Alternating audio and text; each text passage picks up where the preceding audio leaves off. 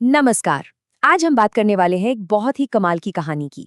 एक ऐसी कहानी जो बताती है कि कैसे मुश्किल से मुश्किल हालात में भी सिर्फ एक नई सोच और जी तोड़ मेहनत से कोई भी अपनी किस्मत को पूरी तरह से पलट सकता है। तो कहानी शुरू होती है एक बहुत ही बेबसी वाले पल से। एक नौजवान है, नाम है हरिया। उसका पूरा परिवार उसकी एक छोटी सी चाय की दुकान पर ही चलता है।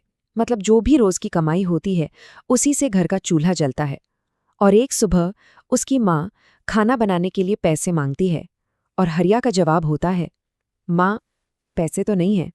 तो चलिए पहले हिस्से में देखते हैं सब कुछ खत्म। यहाँ हम देखेंगे कि कैसे वो छोटी सी नाजुक सी कमाई की उम्मीद भी एक ही झटके में तबाह हो जाती है। सोचिए बस एक दिन, और एक दिन में हरिया की पूरी दुनिया उजड़ जाती है। सुबह सुबह वो अपनी दुकान खोलता है। यही तो थी उसकी और उसके परिवार की आमदनी का इकलौता जरिया।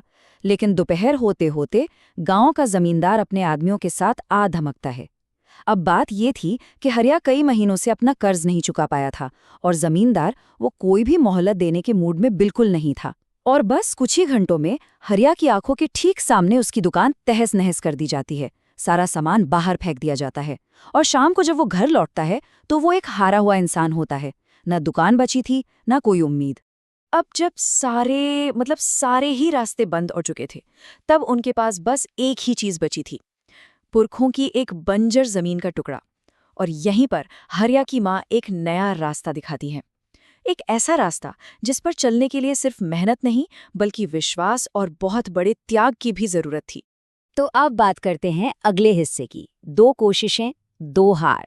देखते हैं कि हरिया ने हालात को सुधारने के लिए क्या किया और कैसे वो दोनों ही बार बुरी तरह नाकाम रहा। उनकी पहली कोशिश थी तरबूज की खेती। इसके लिए उन्होंने अपनी माँ का मंगलसूत्र तक गिरवी रख दिया और दिन रात एक कर दिए।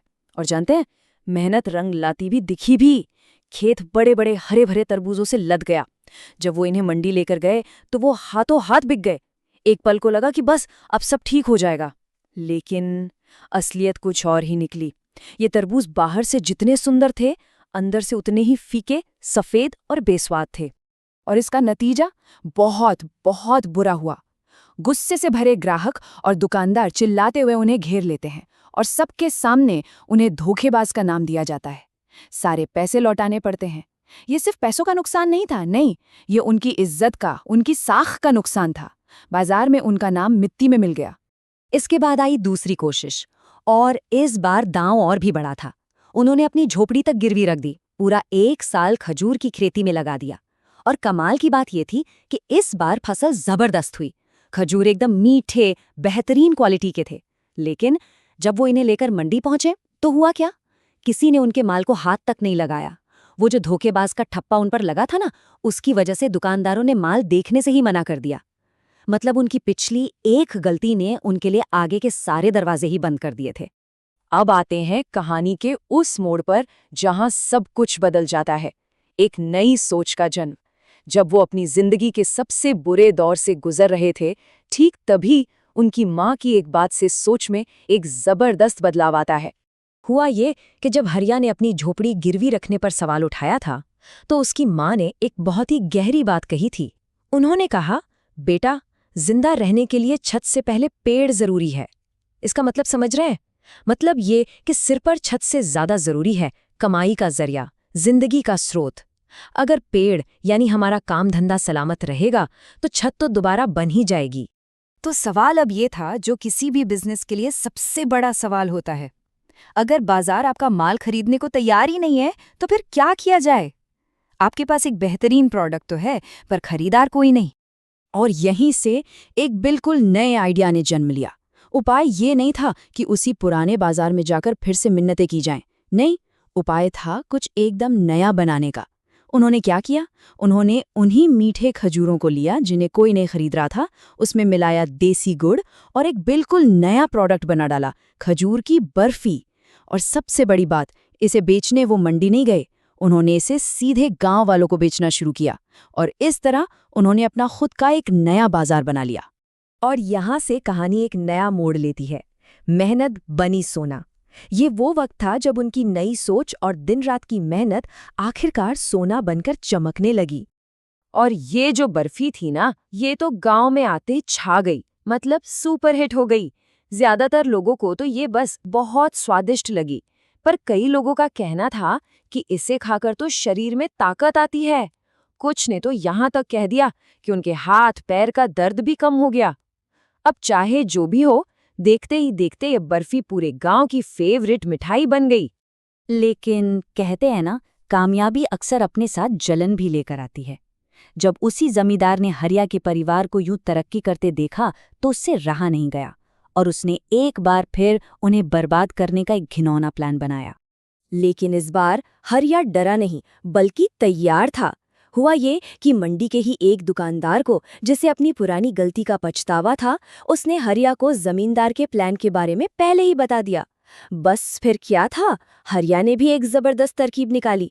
उसने खजूर के पेड़ों पर खुजली वाली जड़ी बूटी लगा दी। अब जब रात को जमींदार के गुंडे फल चुराने पहुंचे, तो उनके पूरे बदन में ऐसी भयानक खुजली मची कि बस पूछिए मत। उनमें से एक तो चिल्लाने लगा, अरे मेरे शरीर पर तो जैसे चींटियों की बारात निकल पड़ी है। और वो सब के सब दर्द से कराते हुए वहां से दुम दबाकर भाग गए। और अब आते हैं कहानी के आखिरी और सबसे अहम हिस्से पर, किस्मत का असली खेल। यहाँ हम देखेंगे कि कैसे उस परिवार की तकदीर हमेशा हमेशा के लिए बदल गई। उनकी किस्मत को पलटने के लिए सिर्फ एक चीज काफी थी, एक बड़ा ऑर्डर। शहर का एक बहुत बड़ा मिठाई वाला, जिसकी 5-5 दुकानें थीं, उसे इनकी बर्फी के बारे में पता चला और उसने एक बहुत बड़ा ऑर्डर दे दिया।